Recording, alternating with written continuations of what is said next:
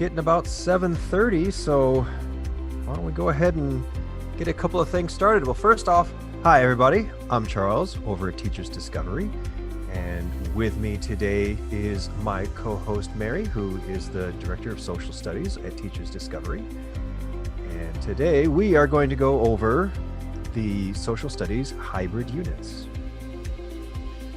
All right, well, let's get into these real quick. So the Social Studies hybrid units, and a little bit about what they are and what they're for. So we designed these hybrid units specifically because we knew so many teachers were going to be teaching classes both in class and students who were at home. We knew that classes were going to end up getting split. So some students were only going to be spending 25% of their time in class, and it was going to be just kind of all over the place. So how do you create a curriculum of any kind that's going to work no matter where the students are? And that was our big struggle this year, was to come up with something that was going to work, and this is what we have. And I'm really excited to show this to you, and I hope that this helps all of us. So pull this over here. Okay. So I'm going to pretend like I'm a brand new teacher. I just purchased this. I'm super excited to see what it's all about. And when I click and I download it, this is the file that shows up on my desktop. It's just like this. It's a zip file, which if you're not familiar with, it's just a compressed file. And on Windows, all I have to do is right click on it and tell it extract all.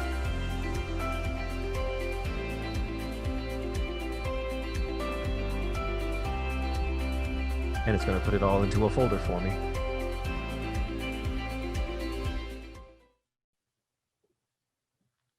And inside this folder, I have the Teacher's Edition, and I also have the student pages. And what we've done is we've taken all of the activities out of the Teacher's Edition and broken them up. Let me scoot that over here so you can see it a little bit better. And we've broken them up for you so that they're easier to share. So this way you have files that you can upload straight into your Google Classroom or your Canvas or whatever program you're using, or you can just send it by email. Or of course, if you are in class, you can use it to project on the overhead projector, or you can print them. And the idea was to give you lots and lots of options, lots of different ways that you could use it, so that everybody gets a chance to participate. Mary, is there one in particular you want me to open? Do you want to take a look at one?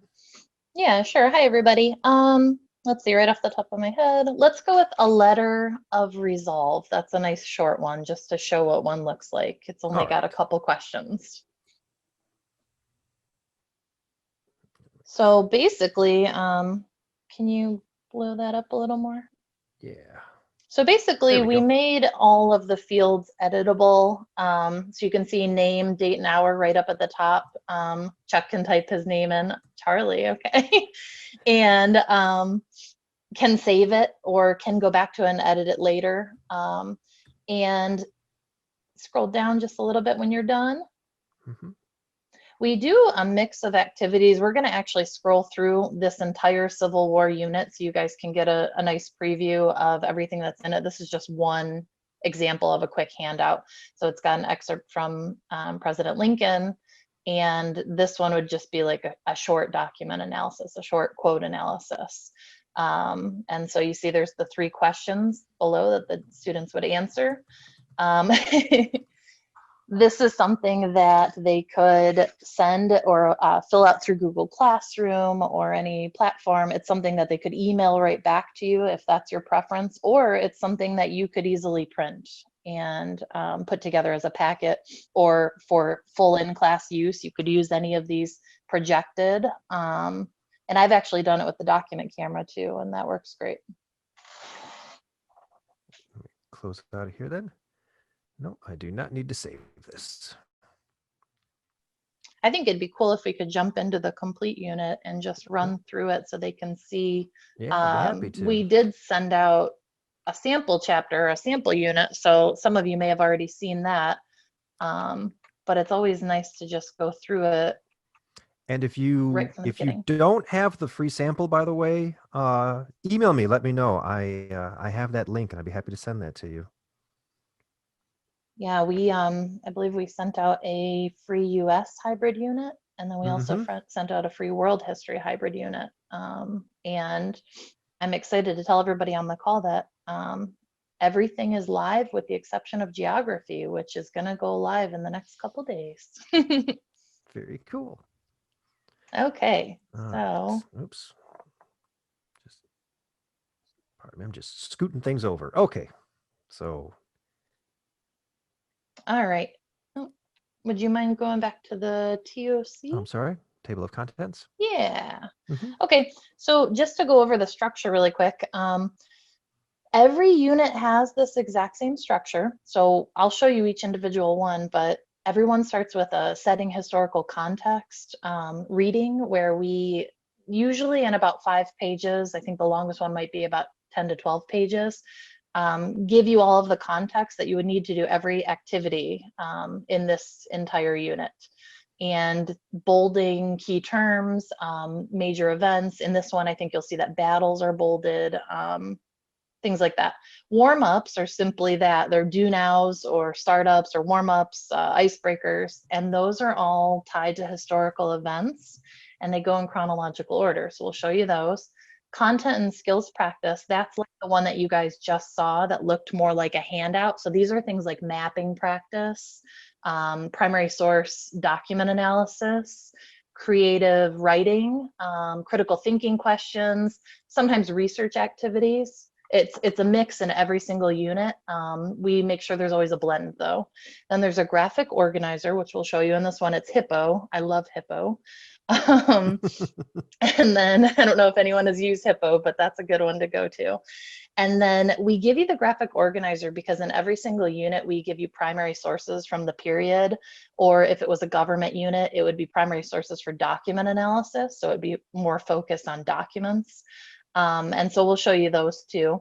And then all of the things at the bottom half are the things that are more interactive. The beauty of these units is that if you truly want one handout, you could grab from content and skills practice and load one handout and call it a day. But if you wanted to teach an entire unit start to finish and have things like debates and clues and activities and races and challenges or historical speech analysis or prove it simulations, or in this case, at the end, a document-based questions writing activity that has an essay topic at the end. We include all of that for you. And then, I mean, my favorite part as a teacher is the pick and choose because every teacher is different. You guys all maybe have certain activities that you already have in mind and have already planned and you want to weave something else in. Or like Chuck said, if you were thinking, well, I definitely need support and need something to grab and help right now, you know, you could use every piece in here. It's structured to align to standards, and we'll show you that at the end too. Do you want to start scrolling through a bit? Yeah, absolutely. There was a question thrown out that someone wanted to know about the free unit, if it also included the student pages or if it was just the teacher edition. I believe it's just the one file, isn't it? It's just the like a segment from the teacher's edition. Correct. The free unit Yep. is just the complete teacher edition. And all of the student pages are in the unit that we sent you in that free unit. All we've done is in that folder that Chuck showed us, we grouped them already for you and split everything already for you. And if there was any like note to the teacher or anything like that, we made sure it was removed from any pages that were in the student pages. Okay, so this is the intro reading. And so this one starts off with, this is the Civil War, so the prelude to war. So it's going back, so it looks like we're picking up in the early to mid 1800s. If you want to just keep scrolling through this Sure. part. Brother Against Brother focuses on more of the actual battles. It mentions the Battle of Bull Run, etc.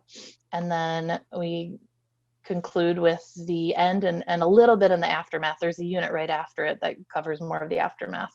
Now, these are the warm-ups. And so as you can see, they go in chronological order. So the first one starts at 1861, the Civil War begins. And we roll through the events. You could pick and choose. We separated all of them for you in the student pages. So if you didn't want to do one or you wanted to go out of order, that's totally your prerogative. But we aligned it this way so that they're actually seeing historical events in the order that they would have happened. I'm sorry, that they had happened. Okay, and so, yep, the Emancipation Proclamation, and all of them just have, because they're warm-ups, it's a brief reading and then normally just a couple analysis questions. And then now, this is where we get into autobiography of Henry Bibb. So this is a primary source analysis. This is from the narrative of the life and adventures of Henry Bibb, an American slave. So this is just an example where something that they could do reading for information here. And here again, we've got an interactive PDF for this page, so you can type on here. Yep. And you can extract these pages if you wanted to just pull a page out. And I've got a video tutorial that I can send everybody to if you're curious or if you're interested in seeing that. And it gets into how to extract pages out of a PDF. So if you just wanted to pull one page out and send that, you could. Yep, and we actually in the student pages already broke every single one of these content and skills practice handouts up for you. So you don't even have to extract them, it's already done for you. But let's say later on in the document-based questions, that's a pretty big one. I think there's like 8 documents. Let's say you just wanted to give them one page with one document as a warm-up instead of doing a whole DBQ. That video that he's mentioning is really handy if you just want to pull one page out and aren't sure how to. Okay, so then this is neat. Yep, there's critical thinking questions. This one is they pick a famous abolitionist to do a little bit of research on them and throw it into a graphic organizer. That's the one that we already previewed with ranking the causes of the Civil War. So not just the events of the Civil War, but the reasoning behind the ranking of them in terms of the most pivotal events. This is the mapping analysis. Union, Confederate. Now, everyone has a different type of activity, so not every hybrid unit is going to have hero or villain profile, but this is something that teachers love. This is a page for you that says, hey, teachers, here's what you do. In the student pages, there would be just the student directions portion at the bottom. They would get that, and then if you go to the next page, it lets them know how to actually assign them someone to essentially put on trial and evaluate whether they think they're a hero or villain, whether their feats outweighed their failures or vice versa. The top 2 boxes to the left and right of the white boxes is for, it says positive quotes and facts on the feet side, yep, and on the other side there would be the negative quotes or facts. Their date of birth, and then the white boxes in the center are for images, or they could get creative. Sometimes it's cartoons or other things that they add. And then with every single handout that we just showed you, we give you the complete answer key. Not everything can be answered. So you notice for researching famous abolitionists, answers will vary depending on who they picked and how deep they went. But a lot of times we'll give you a pretty concrete answer, or say, but should include, and we'll give you things that they should have mentioned. And here's HIPPO. That's my favorite doc analysis, primary source analysis, graphic organizer. So I'm sure a lot of you guys already know about things like soapstone or HIPPO, or you probably already have your favorite ones that you use in your class.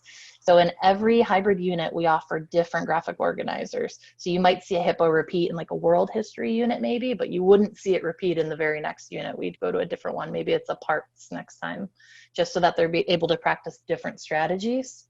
And if you go to the next slide, if you want them to use the HIPPO source analysis interactive graphic organizer that we just saw with actual Civil War primary sources, we include those. They're in chronological order, just so that you have a jumping off point. So here you're seeing an actual photo from Fredericksburg.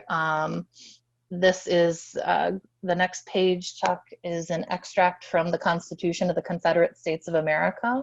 Yep, there it is. And after that, I think this next page is so cool, the Fort Sumter Telegram. It's pretty famous. So it gives them access to not just, reading about the thing, but also seeing the thing and then doing the thing. So a whole lot of differentiation capabilities. famous map, the battles of Bull Run. You'll get to the next page, Chuck, and you're like, wow, it's the Emancipation Proclamation, but it's so hard to read because the original document, that's what it looks like. So it's nice to have those discussions about why it is so hard to read. And don't worry, on the next page, we give you the full text transcription.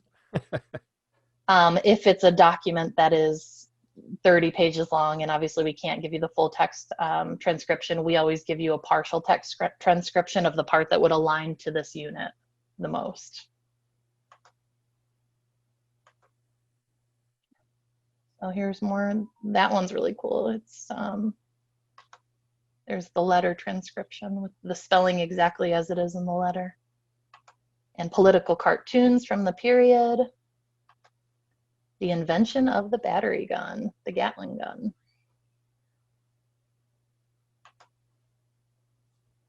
Okay, so then that would conclude the kind of the first half of the unit. Now there's a lot of different options for the more hands-on or non-traditional learning. So this would be the first one. It says, how would you propose to keep the union together? This is a multiple team debate, teams versus teams. There's quite a few pages of instructions here because we want to make sure that you have everything you need for every possible variable. So you can kind of click through, Chuck, all the way to like page 44.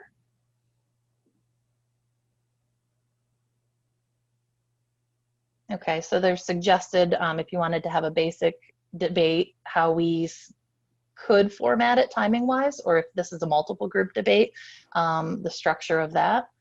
The next page after that is an actual scoring sheet for you guys. That's also interactive. So if you were in the middle of a debate and you wanted to print it, that's cool. Or if you wanted to type and click, then yes, no boxes for whether the questions were argued appropriately are checkable. The tally box for you to be able to keep a number count on points as you go and tallies as you go is all checkable. And then we give you a sample of one that was completed. Was Manifest Destiny a positive belief in history? And so just to kind of show you as a guideline of how to format and how to do your first score sheet, but that's also in the instructions. And so then because we realize, okay, wait, a debate, that's normally something where you would do in class. How do we make this work? We do include for any of the hands-on simulations or other activities, a modification or a suggestion. This one in particular involves Zoom, and we're on it today and it's working great. So we include instructions for how to modify each step to work with Zoom.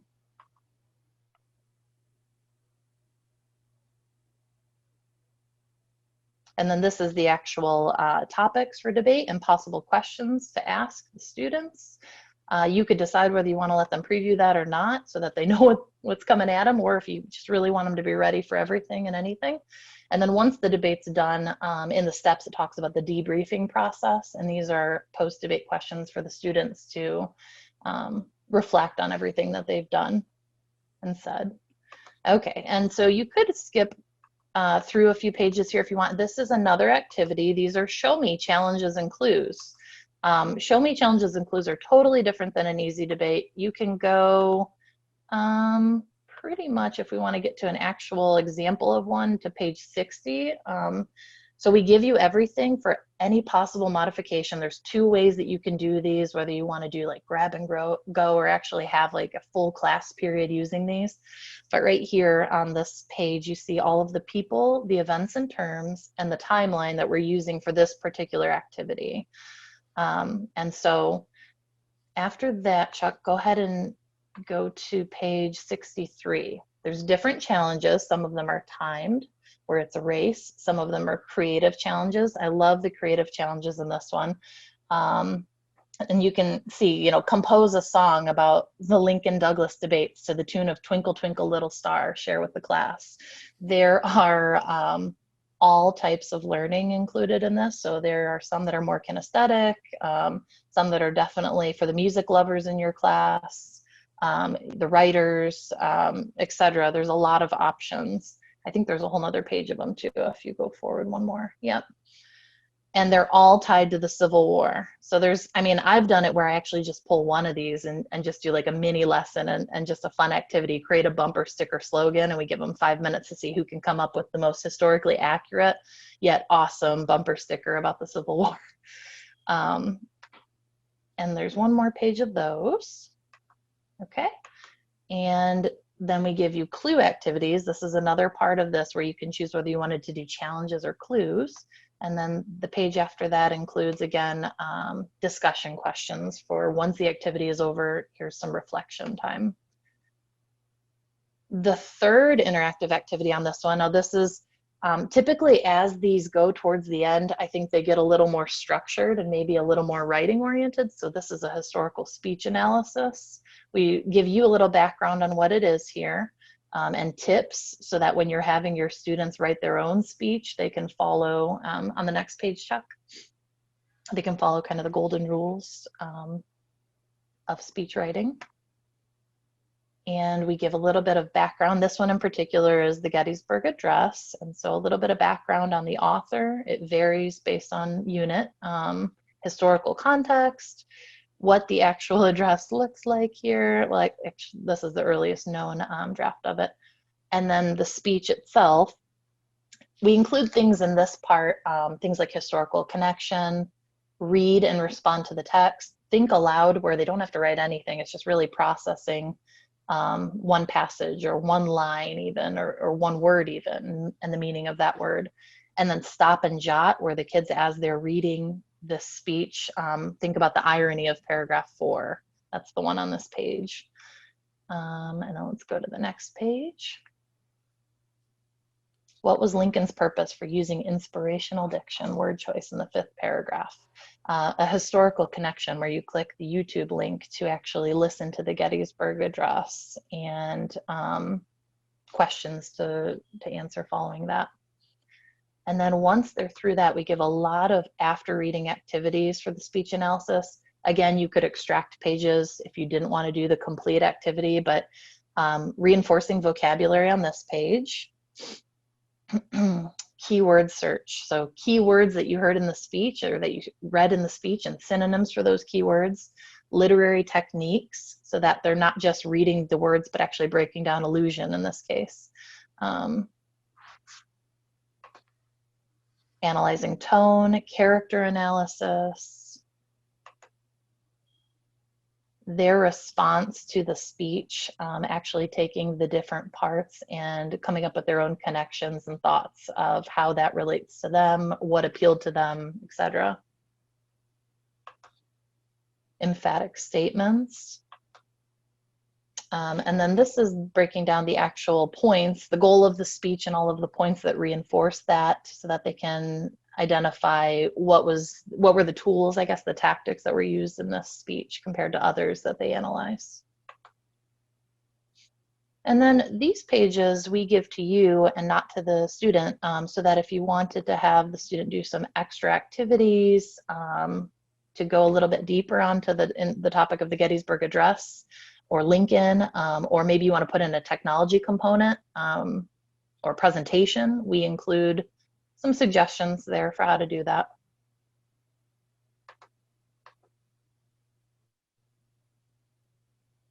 Yep, and then there's some extra info for sources and the answer key. With any of these, we include the answer key on anything that they're responding to. Okay, I think this was the last major activity in this particular unit. So this DBQ is brother against brother. All of our DBQs that we create always give you a historical background at the beginning, an essential question, and this one is, was the American Civil War worth its costs? And then several documents, varying in approach and varying in type, mainly primary sources, occasionally secondary sources, but those sneak in kind of rarely. And then response areas for the students that, again, they can type right into and save and send or load right back to you, or write right on as well. Yep, so we went from primary source document to chart. This is a battle hymn. Image, I had to Google this because I was really curious about how old Sergeant Johnny Clem was in this photo. He tried to enlist when he was 10 and he succeeded when he was 11. Fun fact. Battle of Gettysburg, the Gettysburg Address, photographs from the period. A map of battles in the American Civil War, the Emancipation Proclamation. This one is a Library of Congress painting. And there is the complete answer key to the document-based questions portion. And so you'll see that everything there, document A through I, is listed. And then on the next page, it overflows a little bit. Now, with the essay, we give you a sample student essay position that we suggest that they would take and points that they may want to include when they do their response. This last part is totally optional, but it is in student pages, because if you wanted to upload this for the kids and give them an opportunity to just push themselves a little bit further, go on to another extension activity, there's a lot of options here: creating a cartoon strip, your own trifold poster, a reflection video using Flipgrid, an inner monologue where you write your own speech out and record it for yourself. Essay questions, if you did want to do a formal essay after the unit, there's 4 essay questions included with every one of these. And here is a rubric for the extension activities. When they're submitting that Flipgrid video, if you wanted to have something to reference quickly and be able to send back to them, this is editable for you and leaves room for feedback. When we aligned every unit, all 22 of them, we decided to align them not only to the C3 College, Career, and Civic Life framework, but also to Common Core standards. So this first page is all of the C3 alignment, and you'll see that on the left hand it's aligned for middle school, and then on the right hand it's that we include everything that's aligned for high school.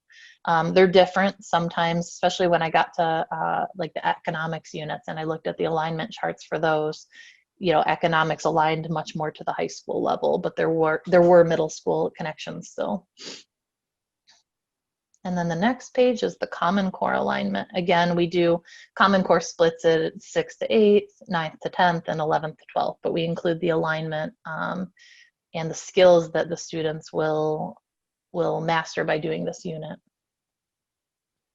Yep. And then the last page is just if you liked something in particular and you thought, you know, that speech analysis was awesome, I really want to get more speech analysis in particular. These are other products that relate to those same exercises, and they're all linked and clickable. So if you did want to see more of just the primary sources, the Civil War one in the top middle is just the primary sources with even more than what we included. Or if you wanted more of the show me challenges and you thought those were just so fun and off the wall, that's there for you. This one sits at about 100, exactly 100 pages. I just clicked on that just to see what would happen. And it just opened up to here. Yep, and there it is. All right, so there was a question on here. A couple of people actually were asking about the tutorial pages. So I wanted to show you that real quick. It is anywhere on teachersdiscovery.com. It doesn't matter what you're clicking on. If you just scroll all the way to the bottom, you'll see where it says need help with a question mark, and a couple of different ways that we offer some help. And the very bottom one is remote learning tutorials. And if I click on that,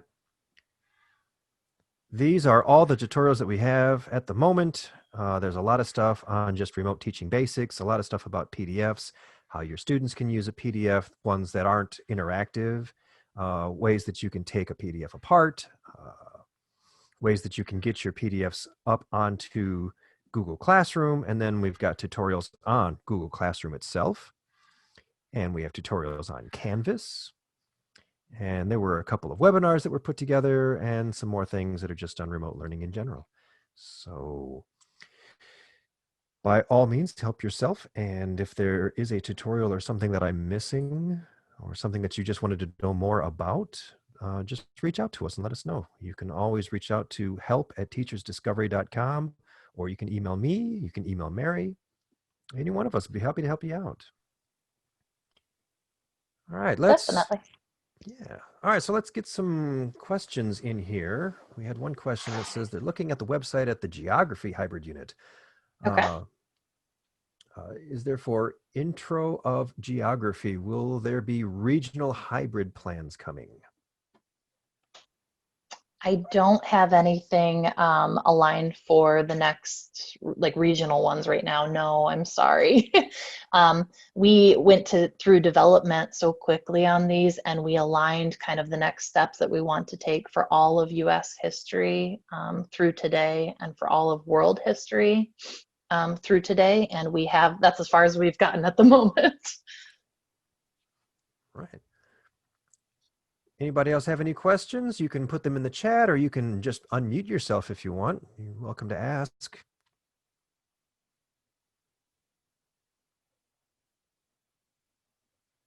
Well, there's a question. I'm on a Mac and my students are on a Chromebook. You purchased the entire US set and looked at them. You don't see how they are interactive. Do I need to download something special? That is a good question. Let me show you. I think it's blah blah blah blah blah blah. It's getadobe.com/reader. That's what it is.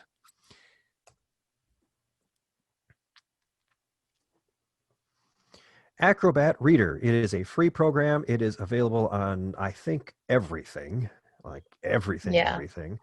Yeah. It is by far the best program to use for when you're messing around with PDFs.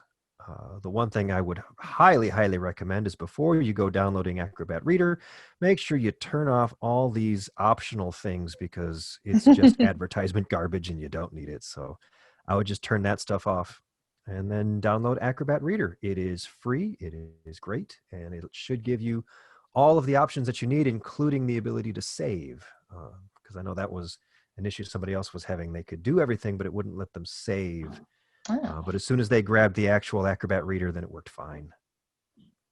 There is one other thing that I've come across. The only other teacher that told me they couldn't access the editable fields, they never unzipped. So they purchased a unit, I think it was the American Revolution, and they never actually unzipped the file to extract the folder. They just clicked it and tried to load things without unzipping it. And so if you don't extract things, you haven't actually like unlocked them. So in some cases, that might be why if you just unzip it, extract them, everything should be editable. There it is. Yeah. So in their case, they had just clicked the zipper one and hadn't pulled out the folder, like chucked it at the beginning. That's I know that's on a Mac. It might even be on Windows too, where if you just double click it or click into it, it gives you a preview so you can peek inside of a zip file without actually unzipping it. But when you're doing that, you're really just previewing it. It's not actually open. So yeah, a lot of the functionality won't be there. You definitely need to actually unzip it. Let me see. Our students use Squid Notes to manipulate regular PDFs. I have never heard of Squid Notes. That's interesting. Very cool.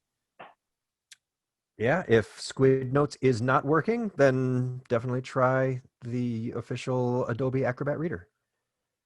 Will I be able to use this with Microsoft Teams? I don't imagine why not. In Microsoft Teams, you're basically going to be making the files available for download the same way that you would for Google Classroom, where you'd be uploading files. And for those, you would probably be going here into the student pages because it's just a lot easier to grab the pages that you need. And then you'd just be uploading these. With the Kami extension, I don't know. You'll have to kind of experiment with that one. I'm not 100% about the Kami extension, which if you don't know it, it's an extension for Chrome for viewing PDFs. You know, And we have the free unit that the person that just asked about that, make sure they have the link to the free unit so that they can actually try it out. Yeah, absolutely. If you don't have the free unit, email me, let me know, and I will send that to you. It's probably going to be the best way to really experiment with it is to just try it. You used to use Kami, then you switched to Squid Notes. I still don't know what Squid Notes is. This is actually the first time I've ever heard of it. I guess it's popular, though. I'm going to have to check that out. But yeah, definitely email me. Let me know. I will get you the free unit, the free sample unit, and you can give it a try. Oh, I have a question that I'm answering that came in on an email. So a teacher asked me, they have 180 students, wow, and wanted to know if they are able to use everything in this unit with all 180 students, and also if there is a life of, I guess they mean a deadline or an expiration date on the unit. So just to clear that up, the unit is licensed for one teacher for unlimited use. If you have 500 students, you can load it for any activities for all 500 students.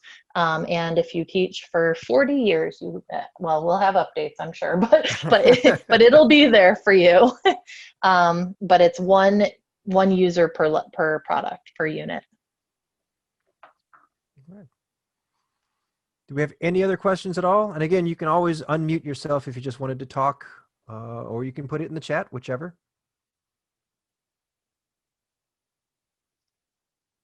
Awesome. Michelle says that she has been using the free unit with her students and they are loving it. Oh, that's great to hear. Awesome.